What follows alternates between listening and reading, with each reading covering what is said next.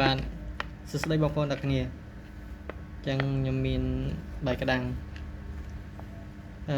បាយក្តាំងយើងមាន2រសជាតិទី1រសជាតិទឹកត្រីជាមួយសាច់ផាត់ហើយទី2នោះគឺរសជាតិស្លឹកតយ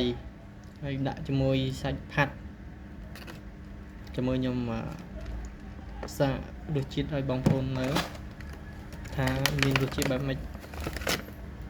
នេះបងប្អូនឃើញទេ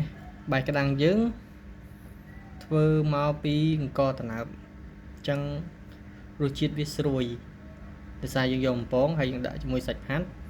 ហើយជាមួយនឹងរសជាតិទឹកត្រីក្នុងហ្នឹងជាមួយគ្នា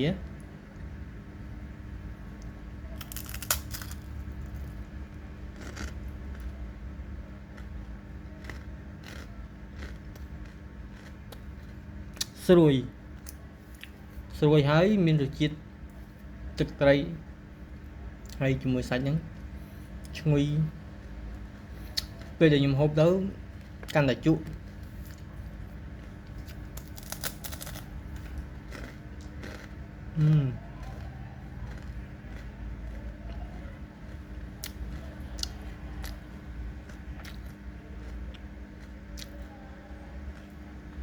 ស្រួយ